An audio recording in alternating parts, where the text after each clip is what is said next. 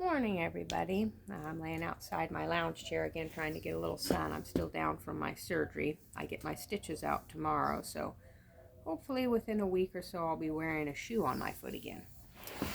My friend and I were having a discussion the other day, and it got me really thinking about societal programming and that saying, beauty is in the eye of the beholder. And I started wondering about what people like and what they don't like, and how much of it is actually themselves, and how much it is something that we have been fed or programmed over the years with. For example, they have populations or tribes or countries where being the bigger you are, the more attractive you are. If you're 300 pounds, they consider that beautiful. And they literally start at 13 or 16 years old of fattening up their teenage girls so that they will be um, considered and regarded as highly attractive and a real catch, when it comes time to being married, so that they'll be selected.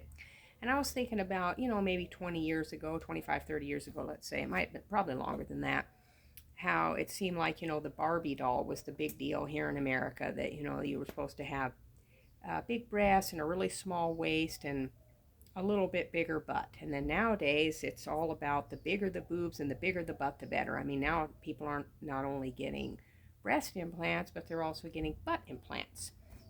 And I can look at a person and see somebody and see a very thick, beautiful woman that some people might consider fat, but I just think she's thick or heavier, but she can still look voluptuous and beautiful. And then men, same thing. You can find a man that's bigger, and some people look at him and go, "Oh, that guy's ugly and fat," or "That's unattractive," and other people will find that very sexy. And for me, for example, I can see a woman. There comes a point where when a person gets to a certain point or level of skinniness, it can almost look a little bit sick or emaciated or like anemic or anorexic. And each person has their own cutoff point, it seems. But I'm wondering how much of that is actually their own personal view, and how much of it is based on what they've been raised to believe, or what their parents or their family or friends have said, or what they've been exposed to throughout their life. I mean, I think that there's just a point where you reach being too heavy or too thin and it becomes unhealthy. And to me, it looks gross once it reaches that point, because I'm more concerned even more with health than looks.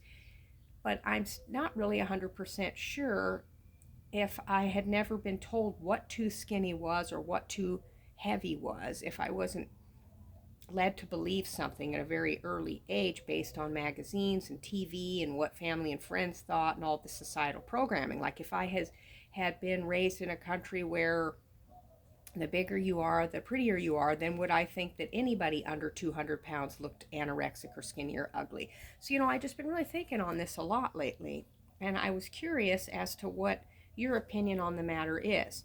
Is beauty really in the eye of the beholder? How much of those thoughts that we form when we look at people, come from our inner guidance, or like just knowing, like a sentience, you might say, and how much of it comes from societal programming or outside sources and exposure? I like you all to really just kind of ponder deeply on that off and on this week, when you look at different people in different sizes and shapes, and see if you can figure out how much of it is really your own feelings and your own thoughts or your own opinion, and how much how much of it has been fed to you, or how much have you been programmed with, or how do you think you would feel if you lived in a different country? Like, see if you can figure out where you formed your opinions or thoughts of what beauty actually is. And I would love for you to share in the comments and let me know what you all think or what you discovered. Have a great day and a wonderful weekend.